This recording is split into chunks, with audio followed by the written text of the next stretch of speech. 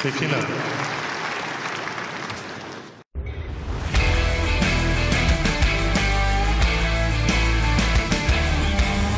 Welcome to Rock and Roll Tennis, the #1 tennis podcast with your host, Keith Fraser. Yes, that's me. And my sidekick and former British #1, Mr. John Lloyd. So welcome to another edition of Rock and Roll Tennis. Unfortunately, my main man isn't here this week.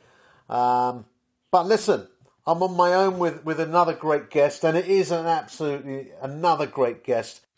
But before we introduce him, I want to introduce something else that is new to the show and for, well, all of those who love the game of tennis. We decided it would be a good idea to speak to the people who want to make a difference in the game, people who want to do things differently in the name of making the game more exciting, more popular. With us today is somebody who's come up with a concept called 3030 Tennis. His name's Mark Milne. He lives in Scotland. I haven't asked him whereabouts in Scotland yet. And he's with us now. We're going to get an idea all about 3030 Tennis from the man himself. Mark, welcome. Hello there, Keith. Yes, very, very good. Thanks for having me. Yeah, to answer your question, where am I? I'm up in the northeast of Scotland in a small town called Arbroath, about half an hour north of Dundee, not far actually from Andy Murray's hometown of Dunblane. Dunblane would be about an hour's car journey from where I am. So yeah, northeast of Scotland, lovely part of the world, basically, yeah. Interesting. Well, tell me, Mark, I mean, you're obviously a tennis fan. Are you a tennis player? Yes, I'm getting on now, but yeah, I've played quite a lot of tennis in my day. I started when I was 9 years old.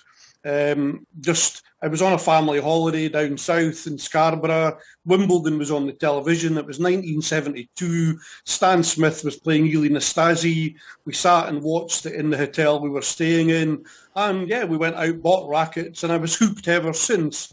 Tell me a little bit about 3030 Tennis, I should say. How did you come up with the concept and what is it? Nothing new. About 3 years ago, I had moved indoors to start playing touch tennis.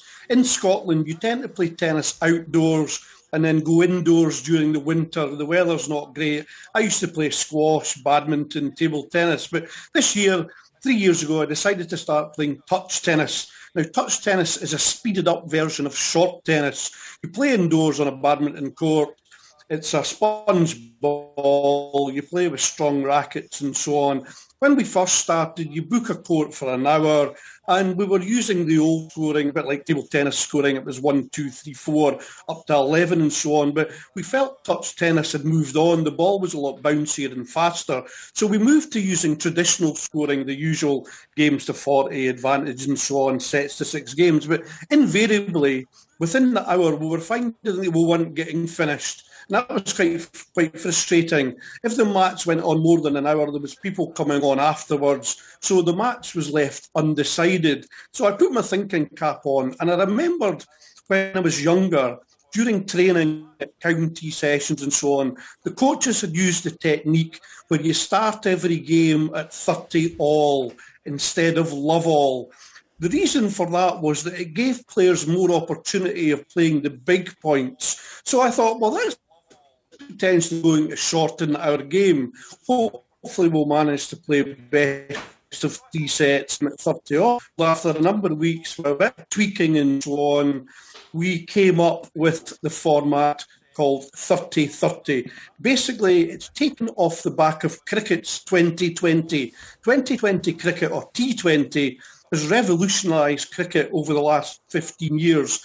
It's shorter, it's faster, it's more exciting. So all I have done is I've taken the game start to be 30 all. I've branded it 30-30. I've tidied it up in terms of the change of ends. The change of ends, normally you play one game and then you change after every 2 games. I've doubled that up. You now actually play 2 games and then change ends, and then you play 4 games before changing ends throughout the set. You still serve alternately, but I've doubled up the change of ends. If you didn't do that, we were changing ends too rapidly. When you're starting a game at 30 all, it could potentially be over in 2 points. So you were changing very, very quickly. The only other thing I changed was that when you get to 6-all, there is such a thing as a short set tiebreak now, which is a tiebreak of a total of 9 points. So the first person to win 5 points wins the tiebreak, wins the set 7-6. It's as simple as that, very, very simple. I contacted the ITF. They were interested. They spoke about it at the meeting, and they eventually came back to me and said, look, we're not going to take this forward. We already have an alternative, shorter scoring format. So at that point, I did a bit more of investigation, and it turns out that Tennis Australia have created a format called Fast 4. It's been on the go for a number of years now, and it has actually finally been accepted by the ITF. Now, Fast 4 involves sets being played to 4 games with a tiebreak at 3-all, and they also have the rule that you don't play the advantage points. So when you get to deuce, there is a sudden death point played at deuce, and the first person to win that sudden death point wins the game. That technique has been used for the ATP, WTA doubles for a number of years, the no ads. But mainly Fast 4, it sets to 4 games. And yeah, over the last few years, I've learned that it's being used more and more. But I'm getting a lot of feedback from coaches and so on saying that it doesn't really, especially if you have a junior event, it doesn't really give your pupils the real experience of playing sets to 6 games, tiebreak at 6-all. Not playing the ad points detracts very far from traditional tennis. So I've tried to argue, and I'm building a case to say that, yeah, you can play a best of 3 sets, 30-30 tennis match in between 40 and 60 minutes, and it still feels, it still looks, and it still sounds like traditional tennis. Everything about it still feels the same, which I feel is very important to me. I just can't get my head round a match playing sets to 4 games where you win 4-2, 4-3, for example. The ITF and the ATP have trialled the Fast 4 format. During the last 3 years at the ATP Next Gen events in Milan, the top 21 and under male players have competed in a competition where Fast 4 has been used. So shorter formats are out there, they are being trialled, but I still think what I've come up here with is potentially better because it respects the main traditions of tennis. Well, that's interesting, Mark. I mean, look, you come up with this idea. Is there any way that you can trademark it or patent it? I mean, it's a great idea, and I think it does make the game faster, and it's great that you've got different scoring systems and so forth, but where can you go with it? Well, I can go I keep telling people my dream is in the Olympics, 2020 cricket is to be applying to be part of the Olympic Games. Now, 2028, it's in Los Angeles in the USA. I think there's more chance of baseball possibly being accepted. But the Olympic Games in 2032 move on to Asia, in particular India. And I think there's a fair chance 2020 cricket will be accepted in 2032. So my ultimate goal and ultimate dream is to see both 2020 cricket and 30-30 tennis played at the 2032 Olympic Games. The game of tennis now is becoming so brutal at the very top level. I do feel there has to be an alternative. I'm not saying get rid of traditional best of 5 and so on at the Grand Slams. That has to stay. But it's such a brutal game now that there are only a handful of the top players that have the physical attributes, the fitness to actually win these events. We've seen that with the top 3 or the top 4 over the last number of years. They are the only ones that have won the major events, basically. So I see 30-30 as potentially being an alternative, shorter format that can run alongside the longer stuff. And it gives maybe some of the younger players out there who are very, very talented players, it gives them the opportunity to potentially earn a bit more money and become superstars in their own right. but at a shorter event, rather than, it takes years and years of practice and building up to become the Federers and the Djokovic's and the Nadals and the Murrays of today, basically. Let's get some of the younger guys let's level the playing field in terms of the physicality required. And I'm not alone. Patrick Mouratoglou, just in the last 6 months, he's created what he's called Ultimate Tennis Showdown. Again, it's a shorter format. He realises that the age of people involved in watching and playing tennis is growing year on year. That's not sustainable. Something has to be done to reverse that. To pull in the younger people, I think a shorter, faster-paced format is required. Mouratoglou has done this. He has created a match that is 4 10-minute timed quarters. The whole match is played within an hour, basically. It's timed. They play tie-break scoring, 1, 2, 3, and so on. The person who scores the most points in a quarter wins that quarter. 4 quarters. If someone wins 4-0 or 3-0 or whatever, game over. If it goes to 2 quarters each, they play a very, very sudden death tie-break where the first player that wins 2 points in a row takes that final sudden death tiebreak, if you like, to win the match. He's also brought in gimmicks where they play joker cards. For example, if a player has a joker card that says, I will serve and volley on the next point, he may gain 2 points instead of 1 point. Or you can play a card that allows him to serve for the next 4 points. It's new gimmicks. So there are other shorter formats out there being tried. I still believe 30-30 is better because it retains the traditions. Tennis has been a traditional sport. I don't think for the masses to accept a new format, I feel it has to resemble traditional tennis more than playing time tennis, playing sets to 4 games, playing tie-break 10s where they play a match tie-break. So just before we go, Mark, it's interesting and I think it's very inventive of you. Would you be deemed as if the ITF took it on, would you be deemed as the founder of 30-30 Tennis? And therefore, how would it work for you? Is there anything in it for you? Absolutely. To explain, I investigated what the 2020 cricket guy did. There was obviously one guy there who came up with this idea. So if you search online, he dreamt it up 15 years ago. He never ever believed that it would take off the way it has.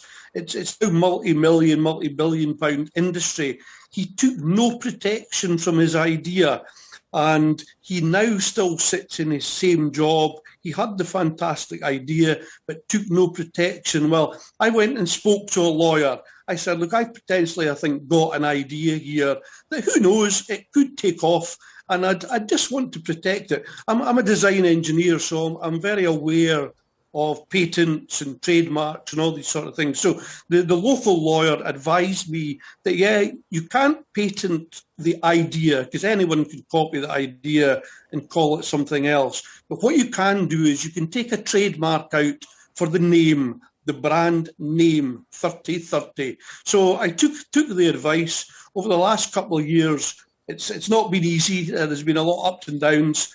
But I have taken out trademarks for Europe and for the USA, just in case in, say, 5-10 years' time, this starts making waves into the world of tennis.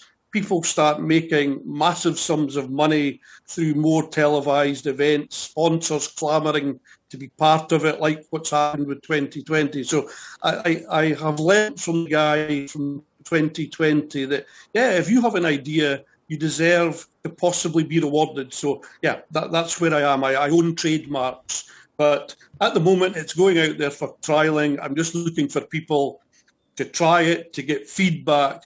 And, yeah, I've been to the ITF 2.5, 3 years ago. I will go back once I've got enough feedback, good feedback. And at the moment, there's just about 300 testimonials on the 3030 website telling me how much it's liked, and I'm in quite advanced talks with some other guys, South Africa, France, and so on. They're very excited about this. They see that there is an opening for this. Alongside 3030, I've created something called Big Smash Team Tennis. It runs along the lines of World Team Tennis, where you have a mixed gender team. My format is 2 men, 2 women, and you play a men's and a women's doubles, a men's and a girls singles, and a mixed doubles. There's 5 matches. Each match is 1 set of 30-30 tennis. So the whole match is played out in 2.5 hours. The scoring for each match is unique. It's a copy of the Laver Cup. The first 2 doubles matches are only worth 1 point each. The 2 singles matches are worth 2 points each. And the final mixed doubles match is worth 3 points each.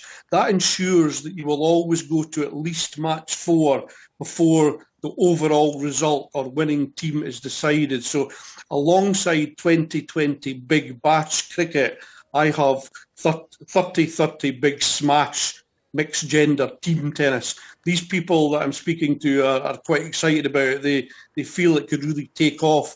Right from juniors, team events are fantastic for juniors, especially mixed gender as well.